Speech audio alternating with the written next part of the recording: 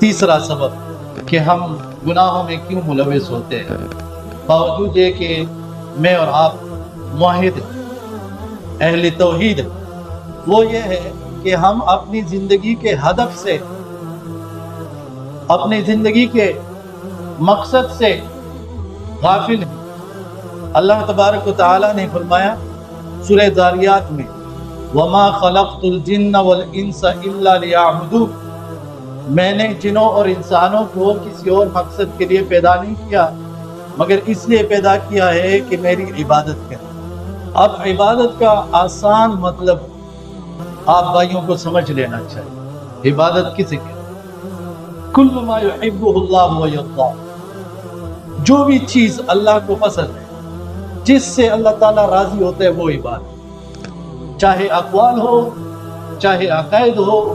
چاہے اعمال ہو، بدنی ہو، مالی ہو، لسانی ہو، جس چیز سے آپ کو لگتا ہے اللہ تبارک و تعالیٰ اس سے راضی ہوگا، وہی عبادت ہے، دلیل کی بنیاد پر۔ کیونکہ دنیا میں بہت سارے لوگ عبادتیں کر رہے ہیں اور ان کا خیال یہی ہے کہ ہم اپنے رب کو راضی کر رہے ہیں۔ غیر مسلم بھی عبادتیں کرتے ہیں اللہ کا نام لے کر، مختلف نام رکھ کے، اور ان کا خیال یہ ہے کہ اپنے پیدا کرنے والے کو راضی کر رہے ہیں۔ لیکن یہ راضی کرنا آپ کو معلوم ہو دلیل کے ساتھ کہ ہاں یہ دلیل ہے، اللہ تبارک و تعالیٰ نے خود فرمایا ہے کہ میں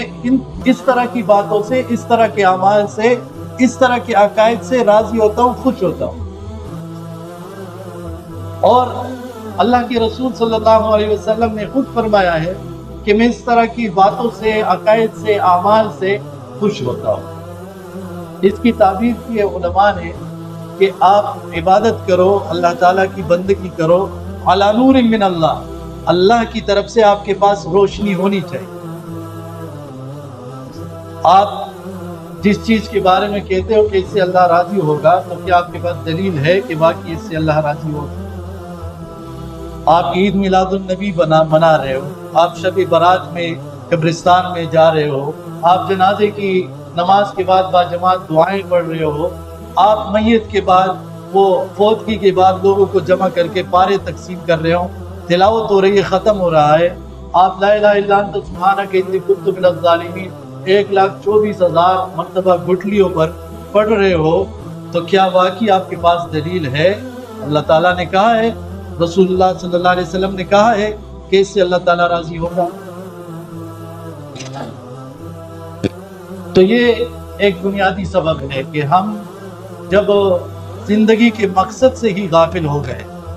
کہ میں نے وہ بات کرنی ہے جس سے اللہ تعالیٰ راضی ہو، وہ کام کرنا ہے جس سے اللہ تعالیٰ راضی ہو، یہ میری زندگی کا مقصد ہے، تو اگر میں ایسی باتیں کروں، ایسا کام کروں جس سے اللہ تعالیٰ ناراض ہو، تو مقصد یہ ہے کہ